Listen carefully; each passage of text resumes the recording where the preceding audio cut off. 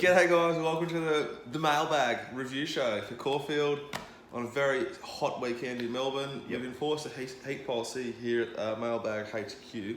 Steward's discretion, so we've moved indoors. So we probably shouldn't have even done an intro, should just got into it. 6-minute review, go for it. How'd everyone go around the grounds? I was looking at the results and they're looking pretty damn healthy. A big weekend for the team. Yeah, so your 4-day Manning Yard mail package, you're up 15 units, so it's a solid result and never really behind for... Oh, did you see that? Sorry. We were watching a bit of the NBA at the same time, the Golden State versus Boston, so... Kicking away. Nice way to do it. Pistol Pete over in the West. Yeah, really Pistol good result. Pete killed it. Yeah. Really killed it. 33 units out, 64 back, a few unlucky results. They could have been a lot bigger. I remember there was a 5-minute period where Drew and I were like, it took me right back to my roots at punting. We're at the pub betting on everything that moved. We were betting in Seoul. And Rob's mail came through and it was a $10 pop. Might have been Gamblestown? No, it was just another thing. No, it was a bit later, yeah. It was in the same race. I reckon he might have backed two. So we backed two $10 pops. Yeah. Nosed, beaten. 4 minutes later, from Pete. Yeah, same thing. Same thing, $10 shot, nosed, beaten. Very painful. Which someone on the couch might have called legless, no chance, 600 out. Peggy, come on, you shouldn't have done that. And blame the dog. Oh, Kevin.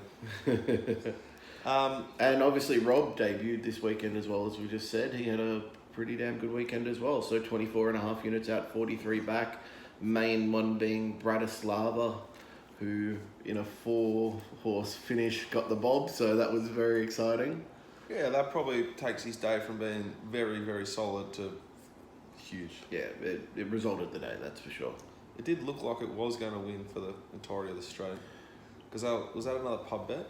No, it that was still a track, yeah. I mean, how good, I like the 11 o'clock start. What do you reckon?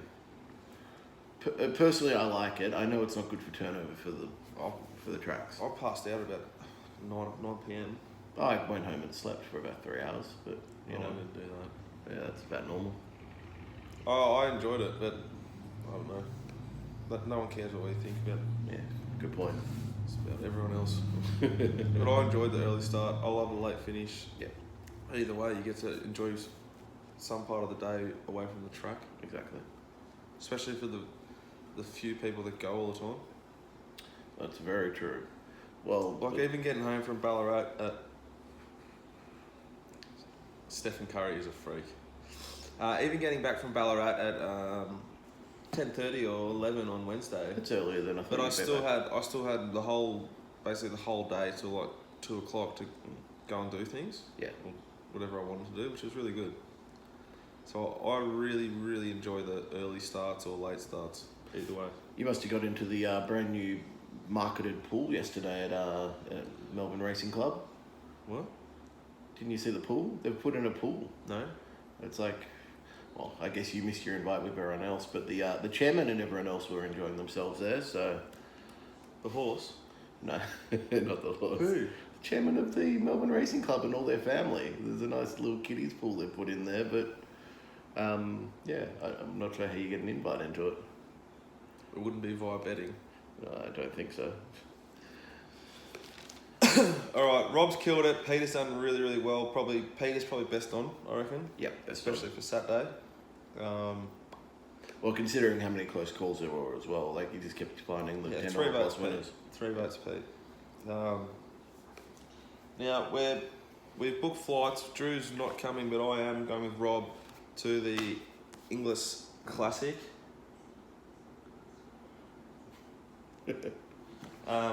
Drew has set up a expressions of interest page on the website, just chucking your details.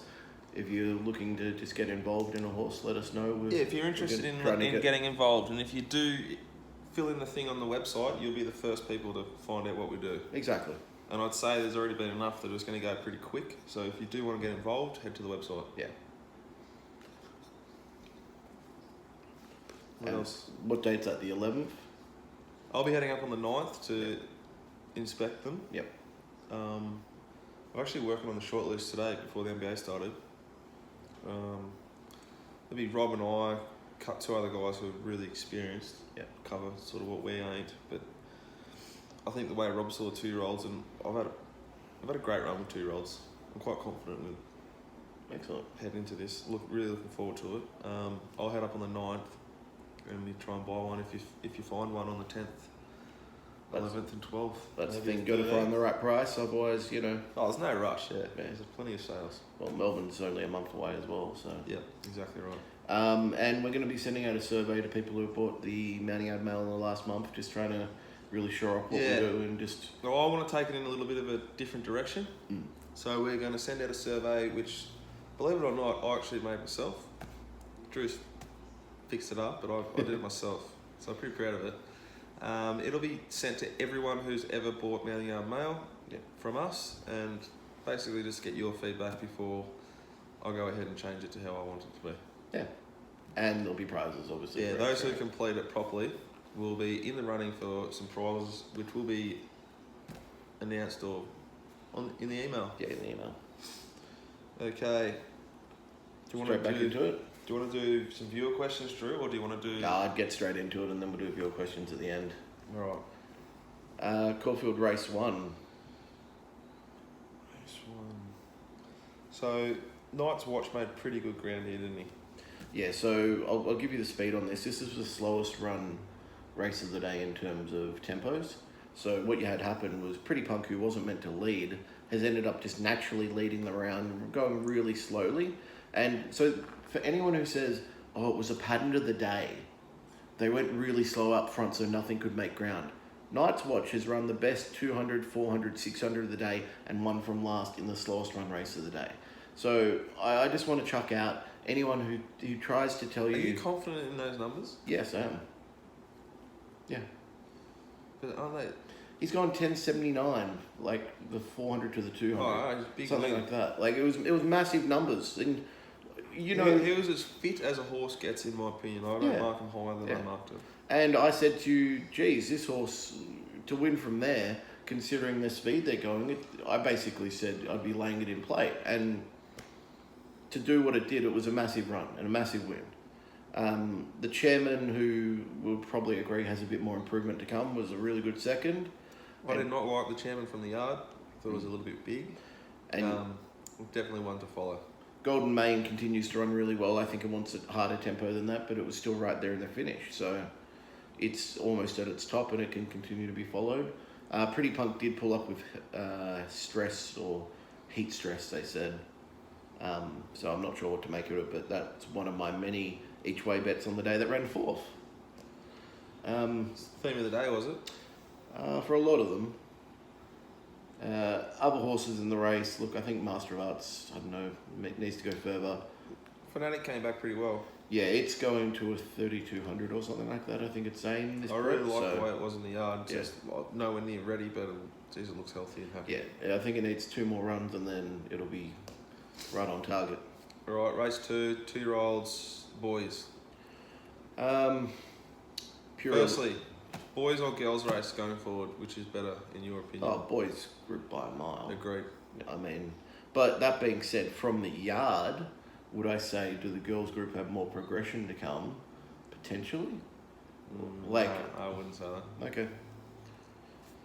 Pure Relation, we thought was, pretty damn good in the yard. Hit $1.23. Pure Relation? No, we're doing the boys race. Oh, sorry, went into it. Your point. I thought Longleaf was borderline moral from the yard. It's probably the biggest bet we did all day. It was personally, the biggest, but was it? Yeah, it was. Been on the Mounting Yard Mail as well. Was the biggest we put out, yeah. We were winning on Ollivander, who I thought was the other one from the yard, but second biggest. 2-year-old Hayes Oliver.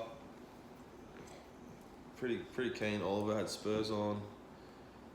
I thought the horse really looked well. It's a beautiful, athletic, yet powerful enough type. I don't know how far it'll go, but it's a really nice horse. Ollivander will start unders next starter, in my opinion, because it got knocked on the corner. Yeah, I don't think it was beating this thing when it ever happened. Yeah, agree on that.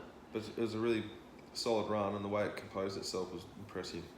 What do you make of Run Nan? I thought it was a really disappointing run. I think we'll find the figures as that was a run below its best, so I'm not sure what to make of it.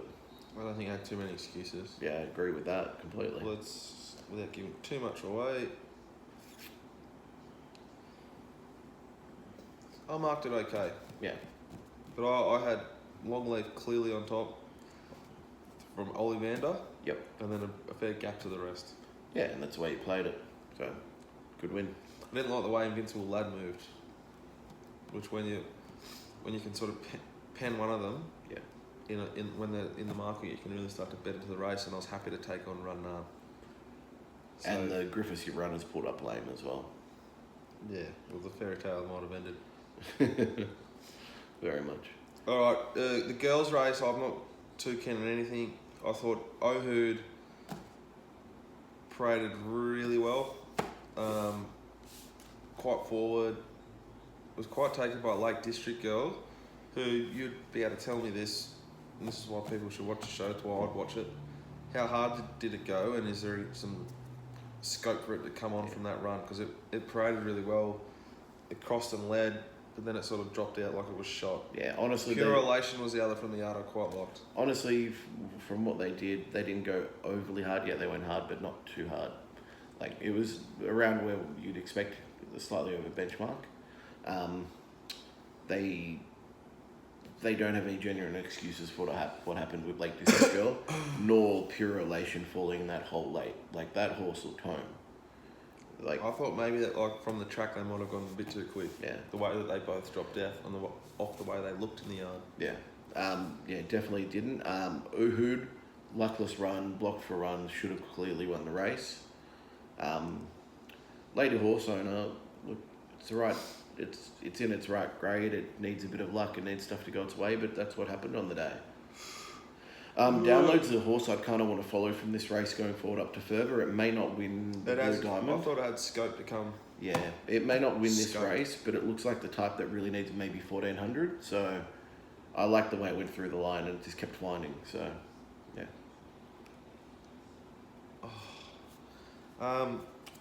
Race 4, is it? Do you have any money on this game? Yeah. Okay. Of course you do. Do you want me to touch this one? Because this one's just unlucky for everything involved, for everyone apart from those on Holy Seal. I can't remember what I did. No, well, you had Holy Runson race, isn't it? Oh, I've saved them the wrong way around. That's right, I remember. Yeah. I've sorted this. Let's be honest. I got carried away with the market and my form and didn't give enough weight to my yard. I had Holy Seal clearly on top, but I wasn't sure I could beat those two. And there you go. And I hated that the Chop King Jr. was removed from riding it. So let me just back you up here and give you some reasons why. That's the main reason why I didn't do it. Yeah, I'll give you some main reasons why I think you've not gone wrong. Magnesium Rose has knuckled as hard as anything you'll ever see, and it's still run home 600, 400, 200. They were elite times. So potentially if that jumped and led, nothing was getting past it, including Smart Coupe. Now, with Magnesium Rose leading them along as I would expect, they would have gone faster than they did. Holy Seal had a dream out front, and that's why Smart Coupe didn't come over the top of it and beat it. Yeah, nosed out, unlucky, but realistically they went below benchmark, so slower than benchmark, and Holy Seal just had every chance, and shouldn't have got the rail, because Magnesium Rose should have been the rail, so it would have been one off. Yeah. It would have been a much harder run. I think the Holy Seal just got extremely lucky from circumstances. This is my best bet, was to best bet Smart Coupe, which I'm saying I think Magnesium Rose probably beats me on the day, but I savoured that. So I would have at least got my money back, in my opinion, if it all went to suit. Yeah, I don't know. It's one of those ones where I think it's just race circumstances. You can't be... I think the way that Magnesium Rose paraded and the way that it was backed tells me it's pretty smart. Yeah. Lady Magnus also ran a good race. I don't think it's up to this grade, but something's a bit lower graded to win. Great. All right, so then the Runson race is next, yeah? Yep.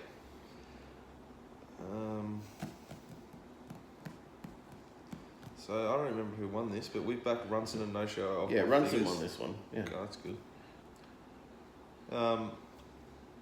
Geez, it's a nice horse. It's a very good horse, and they keep underrating it. I had the horse rated $4. They've jumped at $8. What price SP did you give me on our records? $8.99 is what jumped at. Good. I'll just quickly run down. So this race, Runson was meant to be on speed with Epic Moment, and instead what's happened is Runson's taken a sit 1-1. Now this horse, its last 3 wins, Runson, it's sat leader or outside leader, all 3 of those wins. So to be able to go back, sit 1-1 and still, like this is a, versatile. I've normally thought it's one-dimensional, this horse. That's what you're trying to say. Yeah. It's now become a versatile galloper. I mean, it had the race run, I want to say run to suit a little bit because of that. So, but no, so, is there any excuse Epic Moment? It had the race. So there's 2 things for it. I don't think it's a 1400 meter horse, but it had the race run so slowly that it was more like a 1300 meter. A lot of people think it's a 400 meter horse. The way it was. I don't. Not at all. The way it was bet. The market tells me it is a 400 meter horse. I'm happy to take it on next start at 1400, especially because they didn't go overly fast here. Everett had a really tough run, 1400 meters, and it only lost by half a length or a length. I'll call it a 1400 meter horse every single day. Runson last start, I said, was not a 1400 meter horse. It proved it at Sandown. Notio was the other one you liked, I think. How do you say that? I say Nocio. Yeah, I got no idea. I think it had every chance. Yeah, legless a little bit. All out of don't love. move much better than it did in the yard. All out of love over Fergal will go quite well. I think it's got a bit more scope to come. Potentially. Yeah. That was my one really good bet on the day that landed. Was I remember that. We whacked some bookies. Yeah. Did a bit of on-course betting. Oh, how'd you go with the bookies this weekend, mate? Let's say that till the end. I'm Throwing a race 6? Yeah. By the looks of it, we've backed Mamsell Test, Sharing, or Diapason. They were on top from Just a Halo. And our numbers. Mamsell Test and Single Note, they went too fast out front. Mamsell Test was really strong to run third, all things considered. Hang on. This is the race where some pig has taken on Mamsell Test. And we back Mamsell Test each way or something? I didn't watch it that closely, I'm not going to lie. Mamsell Test was on speed. I think it was sat outside the leader. I think Single Note led them around. I think Mamsell Test might be worth following. It's a good horse. It wasn't completely tied down, but it really walked well. It was brave. That run was brave. Yeah. It set it up for Just a Halo, who was weighted to win this race, and it did. Sharing, obviously. Yeah, Single Note. Robbie Griffith and Mitch Aiken. Yeah. At $41 on the VOP, probably means it's $135 on Betfair. Single Note took us on, and we've still stuck on for third. Yeah. By 2 lengths. We've lost by 2 lengths here. I remember what we did. Diazepam, or however you say its name. Diapason. Yeah, really disappointing run. I mean, it was given none by who was on board, Michael D. Yeah, Mickey D. He just sat last when he could have used up the gate. This is a very average field. You look at the horses who finished from 4th down to 9th, right? And I think it's an okay field. Overstep's not running well. Overstep can run well. Evil Lil's beaten some horses. Diapason wouldn't sack. Just a Halo. Let's talk about torture, like torturing yourself. Yeah. I backed Just a Halo at Flemington from Norfolk Island at $17. Mailbag movers bet. Yeah. Good bet at it. $17. Go watch that replay. Yeah, around second. By pussy. Yeah. Shouldn't say that. By bees. Because the bees is much better. Yeah, I think it is. So I just was kind of, I suppose the right word is I was offended to have to take $350 about a thing I took 17s about. Yeah. And that's something that a lot of people... With C pulls steering it. Yeah. I can't justify that. I heard a stat. I think this is C Pool's first win in Metro for 5 years. So this will link into a good email we've got to read out later on with Betzol, with the mailbag mover stuff. And Betzol, I talk to him all the time via the SMS service and say, I almost backed this, but it didn't. Yeah. this is the reason why. C Pools at $3.50 is not a bet, in my opinion. Yeah. Speaking of breaking droughts, how good was the old mate Bondiga on Friday night? Oh. Whenever he talks like that, I get worried. Oh. And then there was one on Iconic at Morphettville on Saturday, saying 1,300 days between wins. Must have been the weekend for it. You and your other sick mates on track there were watching all that stuff unfold. Oh, hey, come on, mate, you're back in Seoul later in the day. I was at the pub. It was retired. Okay. Nothing more about that one, race 7. Now this is completely Torture again, yeah. I'd use a more severe word for this. You almost did. Indian Thunder's pulled up lame. What we've got here, just like Jester Halo, and it's obviously that's ringing through my little tiny brain. Cow. Cow? How would we say it? Cow. It's not CAL, it's KO. Backed it last start. What price did I take? I told you to do it. 21s or something? I thought 15s, but it was 20. Big price. So now I want to take $3.40. Probably should have. Didn't. Stubborn. I think it was $4.50 as well prior to the day. Pretty confident it's stables backed 100%. Well, it was smashed. Someone with them who scares bookmakers backed it because we sent out on top from the yard at $4. As in $3 like that. That's not us. No. So someone big backed it. It's not a weight of money. It's a particular person who corporate bookmakers have marked, has bet, and they've gone, we're going to turn that in.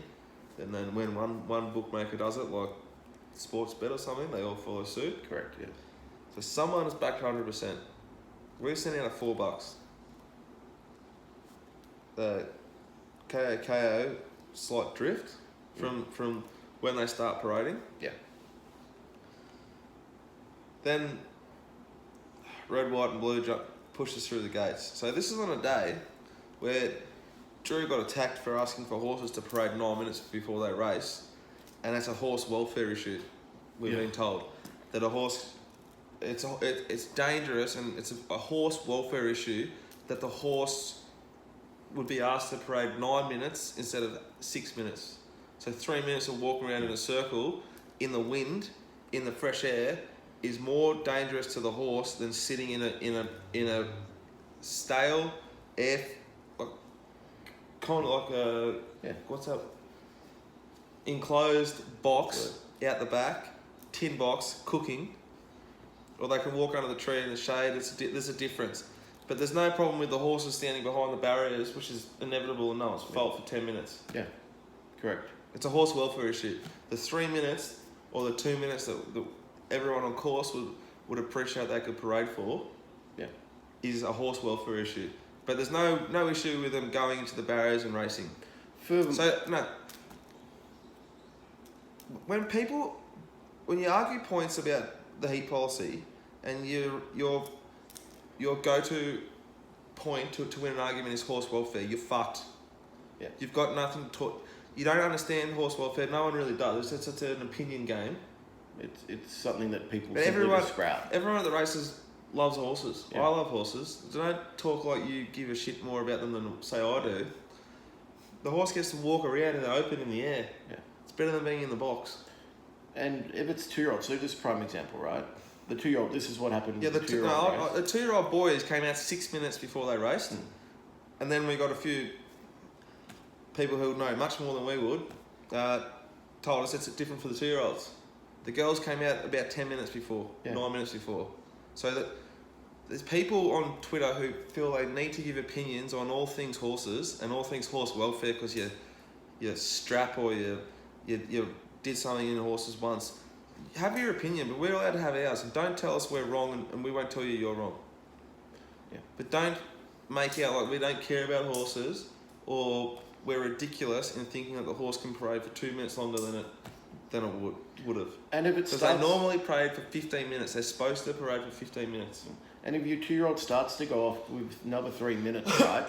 That's a good indication for you going forward, because you've got this horse going to the Blue Diamond. What happens if it's Blue Diamond day and it's 35 degrees, And there's no heat It was policy 32 enforced. degrees on Saturday. Yeah, but they won't enforce a heat policy for 33, 35. And just to clarify, the most important thing I think no one really understands when they talk about it, the people who have these massive opinions, who, when a horse parades for 6 minutes, that means it parades for 1 minute. Yeah. Then it goes out on track at 5 minutes. Yeah. So it's in the yard for like 30 seconds. Exactly. Not 6 minutes. When I say they come in 15 minutes before, you get 10 minutes. Yeah. Fucking shits me a lot. Me too, especially when it's 28 degrees. And to go and walk down the back, like, has anyone... People who think it's a realistic option to walk down the back of Caulfield, you've never done it. Correct. It's a Well, 400 they've metre done walk around the back via the members. Yeah. The pretentious snob industry that this is, which is going to kill it. They've done it with a media pass, which lets them take the shortcut. We don't have that. That's an extra 5-6 minutes for We'll get us. control of what we can say. Yeah. Yeah.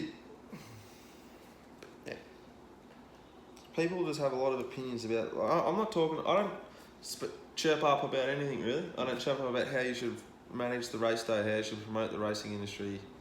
But when it comes to the mounting, I reckon I'm allowed to have an opinion. I think you are as well.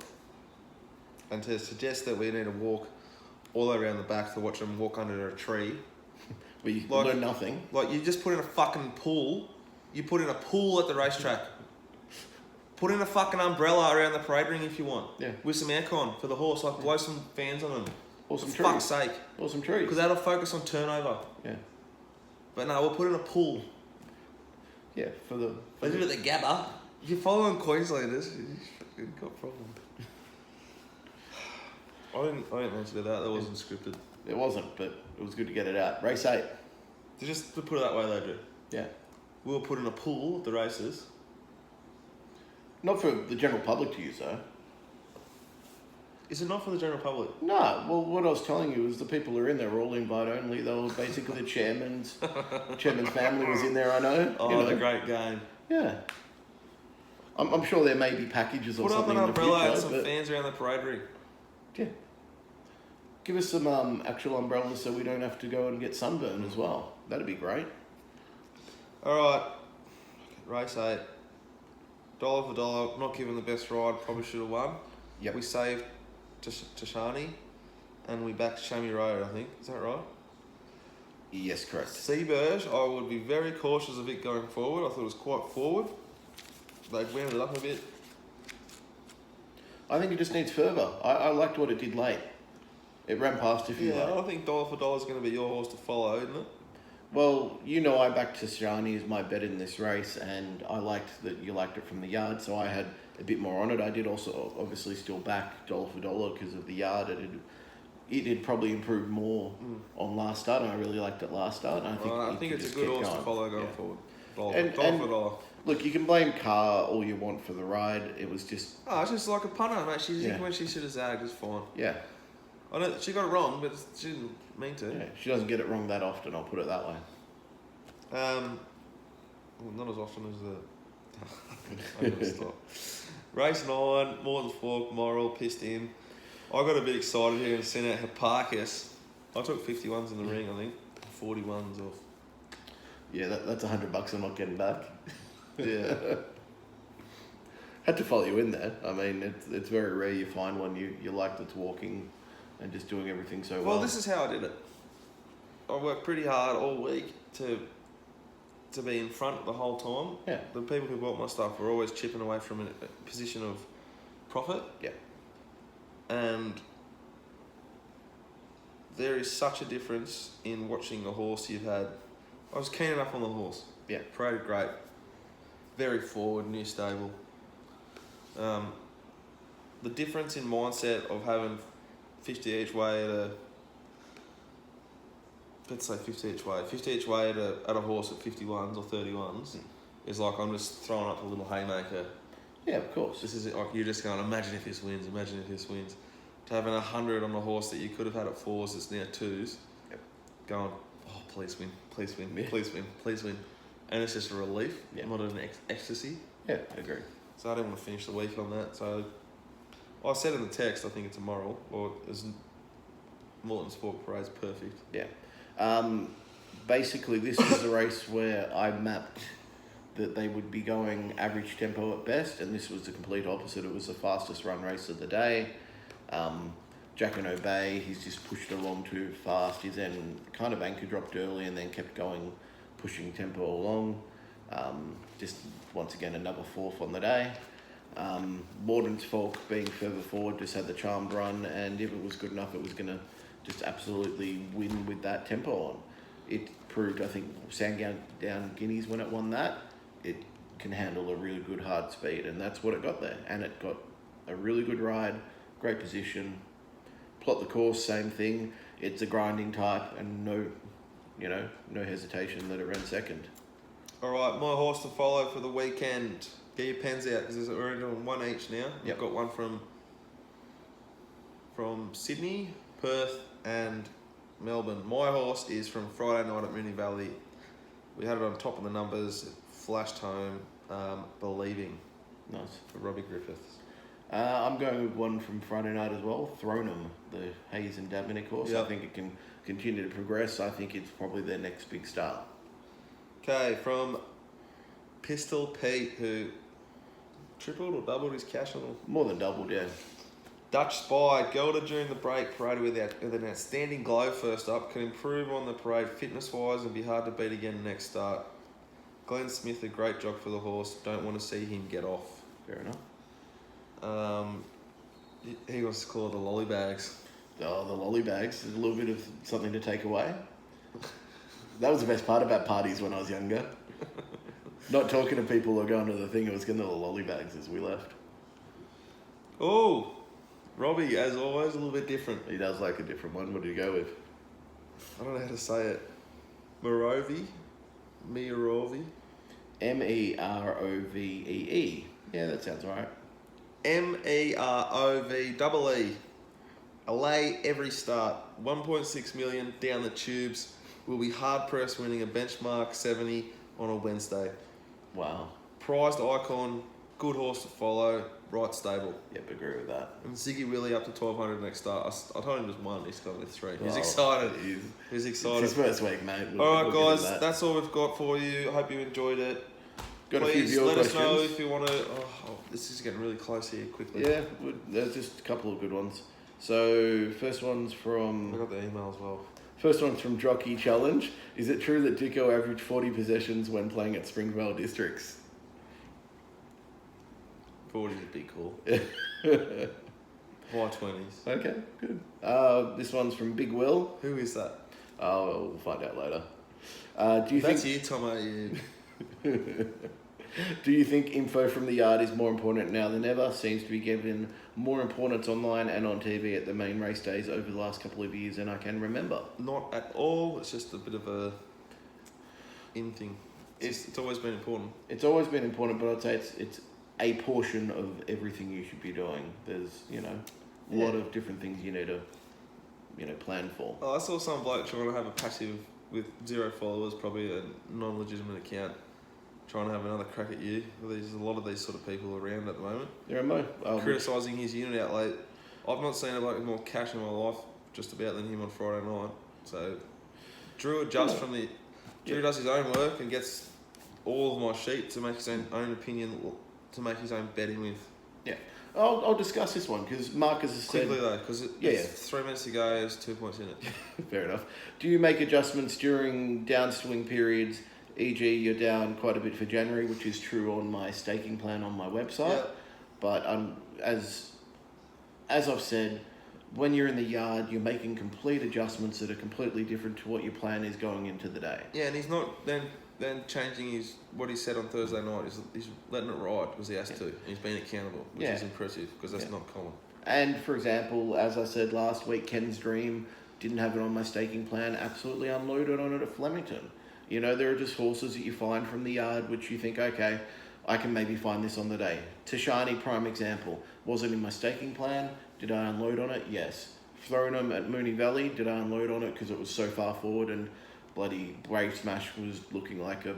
No, it's looking fine. It looked like it needed progression, and even Weir was saying on the interviews it's not there. So, yeah, you make adjustments. Weir's 2-year-old on Friday night is a very serious horse.